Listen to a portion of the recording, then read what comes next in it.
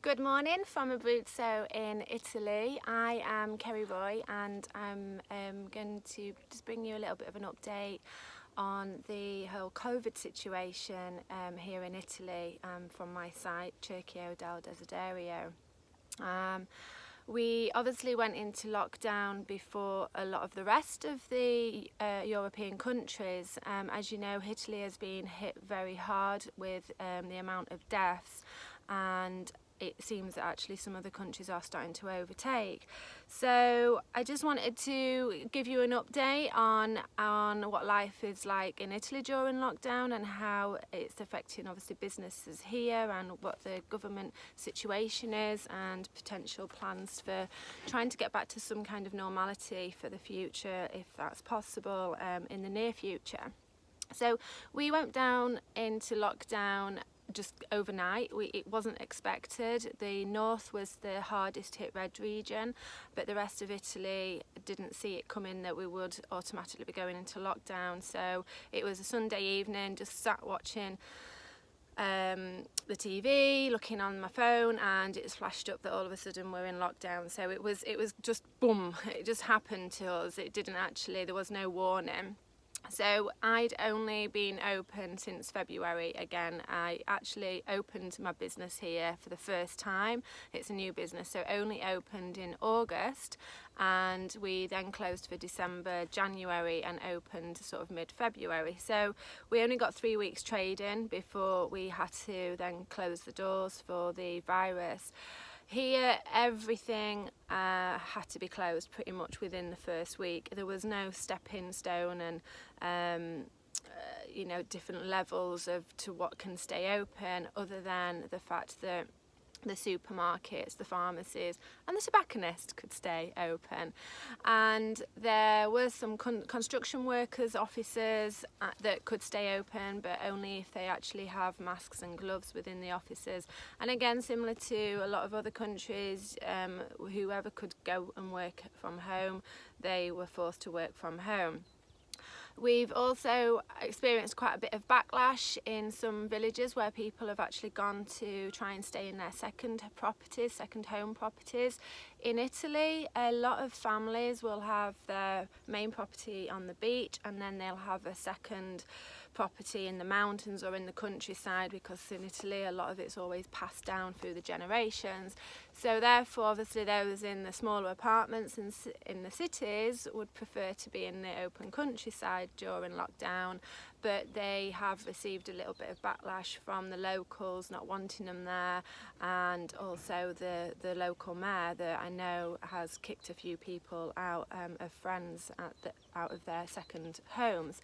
And that's due to the fact really that, one, the locals who reside there all the time are actually, sorry, the cat is just trying to move the blooming tripod.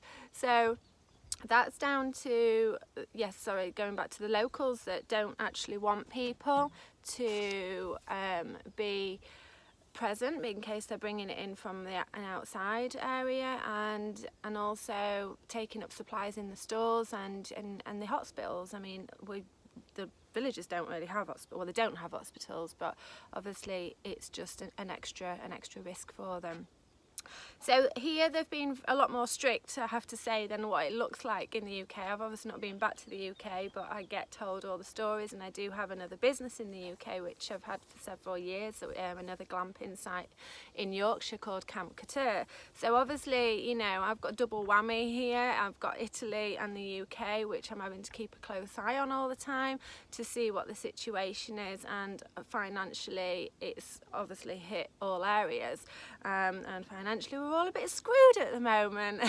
A lot of you would agree, but as long as I've got a roof over my head, my health and food on the table, everything's fine, and we can't control it, so we just have to ride with it, embrace the stillness and this pause, and actually realigning some balance in our lives for now until life does get back to sort of hectic and normal again. And I'm sure that for the glamping industry, I'm confident that it's the kind of holidays that people will want, and that there will definitely be a lot more staycations, especially as flights now are likely to be delayed longer in getting back to normal. I think even when lockdown is over for a lot of countries and we're allowed to slowly start getting back into some normality, I think there is talks of obviously airlines and that usual travel of cruises, coaches, airlines will actually come at a later date, because it's just such a risk area for getting contagious again, really, and going back to square one. So here, as I say, they've been a lot more strict. They've given fines from day one. If you're out and about, we've had to carry a document around with us that states why are we out, what actually states what our home address is.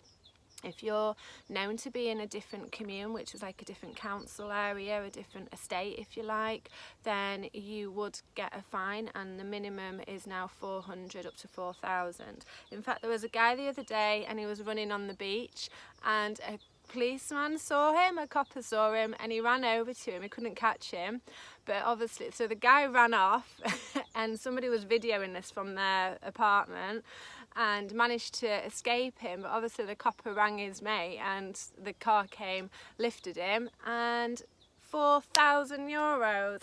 Yikes, 4,000, that's not what you need when we don't have any jobs and we don't have any work. I'm sure that was the most expensive run ever. But it was comical to watch. So they've always been given fines, and we've had a lot of police presence in the area, more so than what you see normally. I mean, a lot of the police in Italy like to go for a coffee and a cake most days.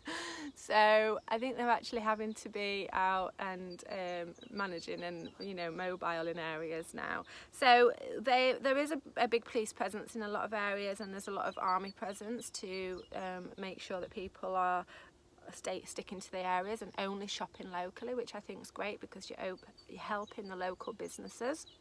And obviously we can still get Amazon and other other online orders, but it's better just to try and stick locally where people can. And masks and gloves, here you feel stupid and you feel disrespectful if you don't wear a mask and gloves.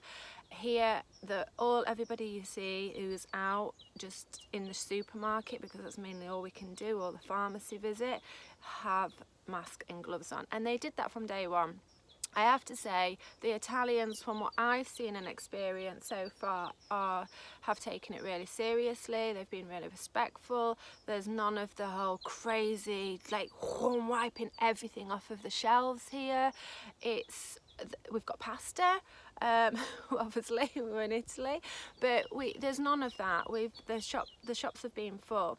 The problem the last week is that now people are starting to run out of money and become poor, very poor, and they have no money to buy food, is that people are starting to now loot, especially down in the southern areas, which the government is trying to step in and help the situation faster. Apparently here the government are helping by giving people €600 per month, and that's to those who are on furlough or have got businesses and they're obviously not making any money or income for themselves at the moment. I don't know if I can get that personally here. I'm not sure if I can get anything much, because I'm a brand new business and I'm dual residency, so they make class it that obviously if I can get something in the UK, I'm not liable for it here, but as long as we can get through this, you know, that's fine. We get what we can. I'm not a greedy person, so as long as I've just got enough to reopen and feed myself and my staff back in the UK, which I have a team of 9 there, is important that they get what they can to keep their heads above water for the next couple of months until this is all over. So here, going forward, the plans apparently, the speculation this past week by the government has been that we could potentially start returning to some normality mid to the end of April. Most people seem to think it's now going to be probably May, because the figures are, it's kind of a little bit up and down. They are declining, but there's the odd little peak some days. And the last thing that they want is events. Now, July, August in Italy is every day. Oh my God, it's amazing. There's some kind of event on, a little fest, a town fair. There's always something going on in Italy. That's a big key, and that's pretty much all over Italy, that if you came, you could fill your days, weeks with going to various kind of carnivals and festivities and open music, live concerts, all sorts. It's a really great time to be here, but unfortunately that's probably not going to be likely this year because of the whole situation, and any crowded events is the higher risk areas. So there's talks of that going back to normality will happen in stages. So it may be certain companies can operate and certain people are only allowed to certain areas, but I think any big gatherings, like unfortunately maybe even the beaches, which get absolutely heaving here in the summer. Restaurants, if you're a 60-seater restaurant, you may only be able to take 30 people. If you are a hotel, a big hotel that has all the, you know, sort of club activities and all-inclusive catering, again, there's apparently potentially restrictions on that.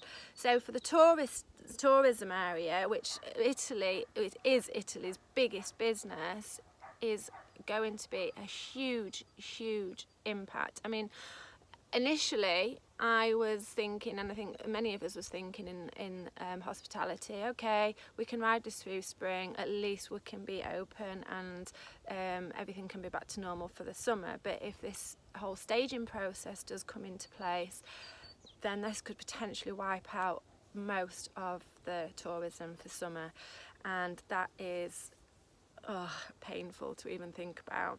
We should be okay because our units are actually individual, so they're self-catering, so you're basically in a bungalow of your own, if you like. As you can see, we've got the dome, and the facilities are quite private, so you don't need to mingle and mix with other guests. However, for those bigger hotels that do have all the big communal areas, they could see that's sad to say that basically the year's out, really, unfortunately. And then we have the problem with travel. So we've got, last year we had sort of 90% was Italian guests. As I said, we were only opened in the August, and then this year our bookings that were coming through were actually a mixture of 50% foreigners all around mainly Europe, and 50% were Italians. And obviously now all of the foreigner ones, or pretty much most of them, have had to cancel. Fortunately, the locals, the Italians, are just postponing, so I haven't had to give refunds there. But the foreigners, they've not wanted to cancel, but the fact is that even if Italy gets back to some normality, they can't fly because the airlines or their government is going to restrict them from actually going to different countries, or Italy will restrict people coming in with a risk of the virus. And just before I leave, one interesting note is that, you know, I have a lot of respect for how Italy have actually dealt with this. Back in beginning of February, I think, or mid-February, just after this whole China, and the first week that Italy knew that they had the virus in the country, every airport here was doing checks. I believe every airport, but I know the airports that I flew through, in Stansted, London, there was zero. And some of my other friends and people that I know that have flown from different UK airports, absolute zero checks. But in Italy, granted, they had the men in suits, women in suits, masks. They was checking temperature as soon as you walked through before you could even go to passport control. And that is why as well the numbers were pretty high here initially, because they were testing. They have actually tested, and And don't forget, we do have an older generation here because they all live on olive oil. So we have the eldest population in the world, I believe. So hence, unfortunately, that's where a lot of the deaths have been. And now, fortunately, they are going down. So who knows? All we've got to do is stay strong, keep smiling, stay positive, and we will get through this. And, you know, every cloud has a silver lining, so embrace it for now. Ciao.